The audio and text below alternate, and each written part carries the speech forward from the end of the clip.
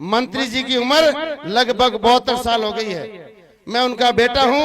आपके सामने नतमस्तक होकर हाथ जोड़कर ये उनका आखिरी चुनाव है। आपको लगता है आपके गांव के लिए मंत्री जी ने कुछ किया है, अब आपकी बारी है। हम तो सिर्फ हाथ जोड़ सकते हैं। उम्मीद करता हूं कोई भी विचारधारा हो, एक बार आप सबको सुखराम विष्णु बनकर उनके घर जाना पड़ेगा और उन्हें व्यक्तिगत निवेदन करना पड़ेगा कि एक बार सुख जी ने पासा विधानसभा में भेजो, ताकि जो छोटा मोटा काम है वो भी पूरा हुए।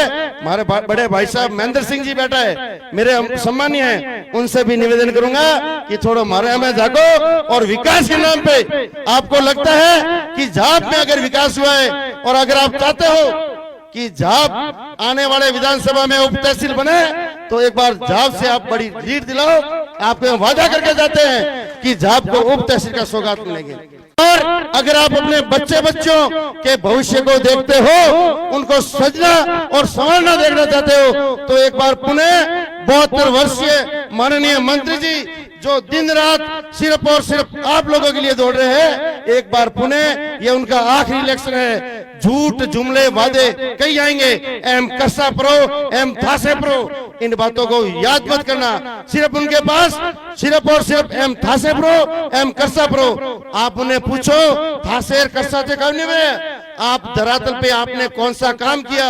अगर आपको लगे कि उन्होंने एक भी पत्थर अगर उन्होंने कहीं लगाया हो, बेशक आप उनकी बात मानिए, उनको वोट दीजिए, लेकिन जब आपके पास वो आए, आप उन्हें पूछना, आपकी बातों में नहीं आएंगे। आपने हमारे क्षेत्र, मेरे गांव, मेरी ढाणी के लिए कौन सा काम किया।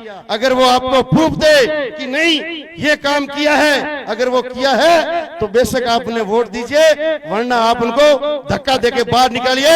ऐसे राजनेताओं की जरूरत नहीं है जो विकास में उड़ा पड़े। आंबा के गोलिया के समस्त मेरी माताओं बहनों, पिता तुल्य बुजुर्गों को हाथ जोड़कर नतमस्तक होकर, मेरे पिताजी का ये आखिरी इलेक्शन है। आपसे हम एक गुहार चाहते हैं कि पुनः अगर आप में कुछ छोटे मोटे काम रह गए हैं, उनको करने की कोशिश करेंगे और विकास में कोई अड़चन नहीं आएंगे। 36 को हमको साथ लेके चलेंगे, प्रत्येक क्षेत्र को साथ लेके चलेंगे।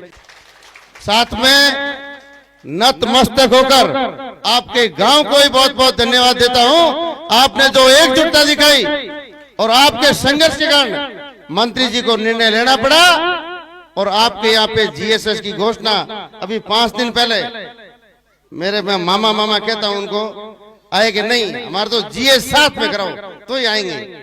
आज आपके देख लीजिए, मंत्री जी को यहाँ आना था, जयपुर से रात को निकले, भीनमाल पहुंचे, वापस फोन आया कि नहीं जयपुर 6 बजे मीटिंग है, तो मुझे कहा कि मैं नहीं आ पाऊंगा, तुम वहां जाके मेरी तरफ से माफी मांगना। ये सरकारी मंत्री भी सरकारी तंत्र है, एकदम फोन आया। आप देखते होंगे जो बच्चे सोशल मीडिया यूज करते हैं, पिछले 10 दिन से मंत्री जी गाड़ी में ही सो रहे हैं, एक दिन सांचौर एक दिन जयपुर। वो सिर्फ और सिर्फ अपने सांचौर के कोई काम बाकी रहे हैं, ताकि आचार संहिता से पहले सारे काम काज हो जाए। कोई जो फाड़ियाड़ा पिता तुल्य बुजुर्ग बैठा हो, चिकित्सा की बात करें, अभी 10 दिन पहले बहुत बड़े ट्रॉमा सेंटर का उद्घाटन हुआ और उसके पास में 4 हेक्टेयर में लगभग 50 करोड़ की लागत से बहुत बड़ा जिला चिकित्सालय बन रहा है, जिसमें 50 विशेषज्ञ अलग अलग हड्डी को डॉक्टर, औरतों का हर टाइप के 50 विशेषज्ञ डॉक्टरों की काम करेगी। पानी के जेजीएम के काम चल रहे हैं, गांव में टंकियां बन रही है।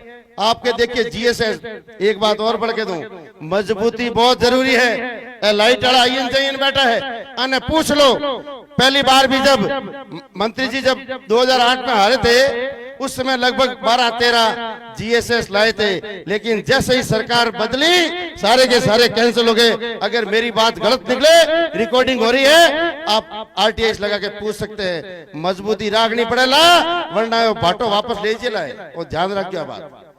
हम लोग मजबूत हैं। पहले जितने लोग भरोसा देते थे, अभी आपके सिर्फ और सिर्फ जुमले आ सकते हैं। जैसा हिंदू सिंह जी ने कहा, 36 कौम को साथ लेके काम करने की बहुत कोशिश की है।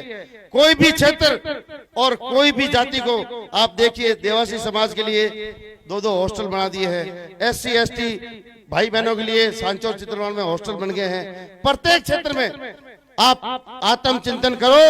और आंबा के गोलिये के समस्त मेरे साथियों से निवेदन है